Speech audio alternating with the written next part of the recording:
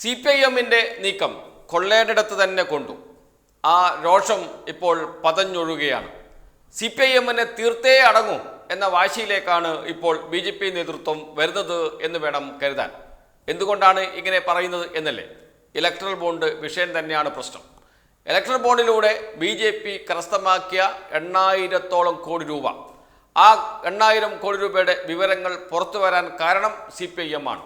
CPIM ആദ്യം മുതൽ തന്നെ ഇലക്ട്രൽ ബോണ്ട് സ്വീകരിക്കില്ല എന്നും ആ ഇലക്ട്രൽ ബോണ്ട് സ്വീകരിക്കുന്നത് അല്ലെങ്കിൽ ഇലക്ട്രൽ ബോണ്ട് എന്ന പദ്ധതി തന്നെ ഭരണഘടനാ വിരുദ്ധമാണ് എന്ന് പറയുകയും ചെയ്തിരുന്നു.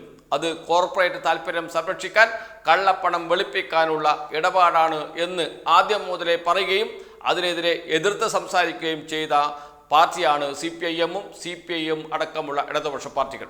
CPIM ഒരു പടി കൂടി കടന്ന് സുപ്രീം കോടതിയെ സമീപിക്കുകയും സുപ്രീം കോടതി ഈ ഇലക്ട്രൽ ബോണ്ട് വിഷയം വിശദമായി പരിശോധിക്കുകയും അതിനടിസ്ഥാനത്തിൽ ഉത്തരവിടുകയും ചെയ്തു. ഇത് നിർത്തലാക്കണം എന്ന് പറഞ്ഞുകൊണ്ട് ഇലക്ട്രൽ ബോണ്ട് കോടതി സുപ്രീം കോടതി റദ്ദാക്കുക മാത്രമല്ല, ഇതുവരെ വാങ്ങിയ പണം ആരിൽ നിന്ന് വാങ്ങിയെന്നും ഏതൊക്കെ പാർട്ടികൾക്ക് നൽകിയെന്നുമുള്ള വിശദ വിവരം വെബ്സൈറ്റിൽ പ്രസിദ്ധീകരിക്കണമെന്ന് ഇലക്ഷൻ കമ്മീഷനോട് ആവശ്യപ്പെടുകയും ആ വിവരം എത്രയും പെട്ടെന്ന് SBI ഇലക്ഷൻ കമ്മീഷന് നൽകുകയും ചെയ്യണമെന്ന് ആവശ്യപ്പെടുകയും ചെയ്തു.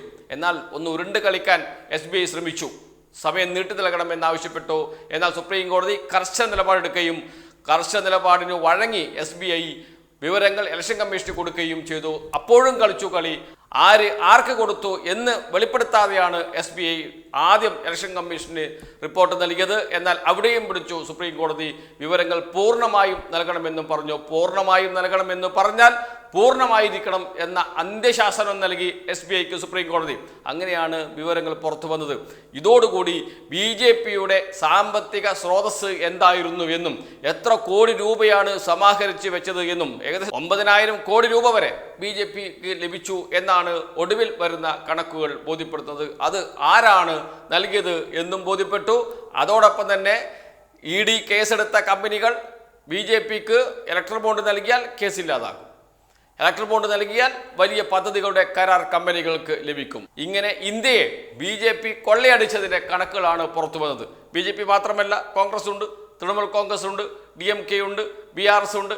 ഇത്തരം പ്രധാനപ്പെട്ട രാഷ്ട്രീയ പാർട്ടികൾ, പ്രാദേശിക പാർട്ടികളും ദേശീയ പാർട്ടികളും എല്ലാം ഇലക്ട്രൽ ബോണ്ട് വാങ്ങിയിട്ടുണ്ട് എന്ന കാര്യം സംശയമില്ല. പക്ഷേ പ്രതിസ്ഥാനത്ത് നിൽക്കുന്നത് ഭരണകക്ഷിയായ BJP ആണ്. BJP അധികാരം ഉപയോഗിച്ച് പണം വാരിക്കൂട്ടിയത് എങ്ങനെയാണ് എന്നും ആ പണം ഉപയോഗിച്ച് എങ്ങനെയാണ് MP-മാരെയും MLA-മാരെയും വിലക്ക് വാങ്ങി സംസ്ഥാന ഭരണങ്ങൾ അട്ടിമറിക്കുന്നത് എന്നും ഇതോടുകൂടി വ്യക്തമാവുകയും ചെയ്തു. അത് വല്ലാതെ പൊള്ളിച്ചിട്ടുണ്ട് BJPയെ.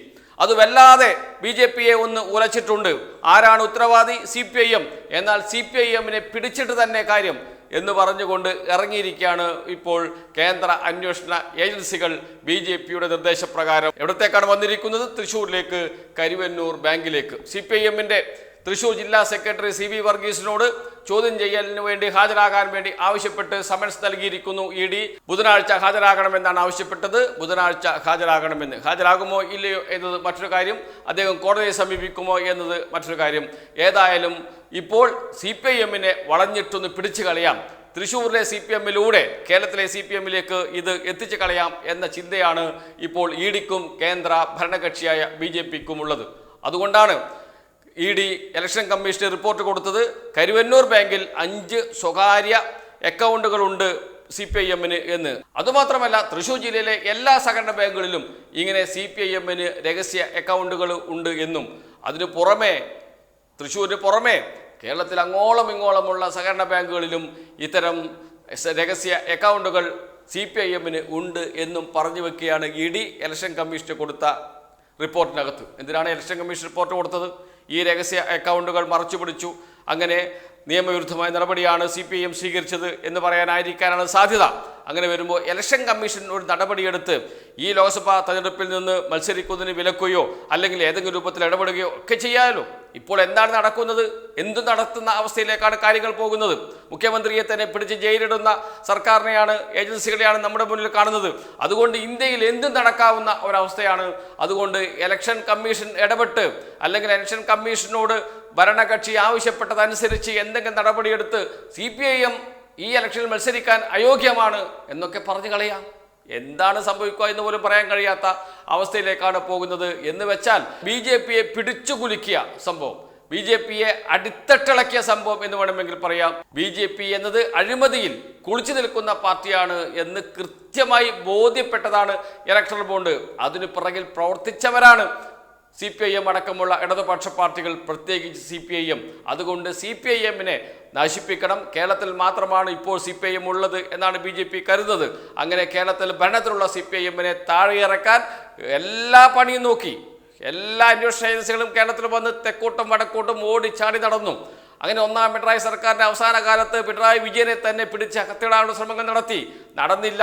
രണ്ടാം പിണറായി സർക്കാരിന്റെ ആദ്യഘട്ടം മുതൽ സ്വപ്ന സുരേഷ് എന്ന് പറയുന്ന സ്വർണ്ണ കള്ളക്കടത്ത് കേസിലെ മുഖ്യ പ്രതിയെ രംഗത്തിറക്കി കളിച്ച കളിയൊക്കെ നമ്മുടെ മുന്നിലുണ്ട്. പിറകിൽ RSS ആയിരുന്നു എന്ന് കൃത്യമായി എല്ലാവർക്കും അറിയാം. അന്വേഷണ ഏജൻസികളും അതിനെ പിറകെ പോയി. പക്ഷേ ഒന്നും നടന്നില്ല. അപ്പോഴാണ് വീണ് കിട്ടിയതുപോലെ മകളുടെ കമ്പനിയുമായി ബന്ധപ്പെട്ട കാര്യങ്ങൾ കിട്ടുന്നത്. അത് വ്യക്തിപരമായി പിണറായി വിജയനെ പിടിക്കാനാണ് എങ്കിൽ കരുവന്നൂർ ബാങ്കിലെ നീക്കം വ്യക്തിപരമല്ല, അത് ഈ CPIM എന്ന രാഷ്ട്രീയ പാർട്ടിയെ കേരളത്തിൽ നിന്ന് തന്നെ അവസാനിപ്പിക്കണം എന്ന് പറഞ്ഞ് രംഗത്തിറങ്ങിയിരിക്കുകയാണ് കേന്ദ്ര അന്വേഷണ ഏജൻസികൾ. അതിൻ്റെ ഭാഗമായിട്ടാണ് ഇപ്പോൾ കരുവന്നൂർ എടുത്തു പിടിക്കുന്നത്.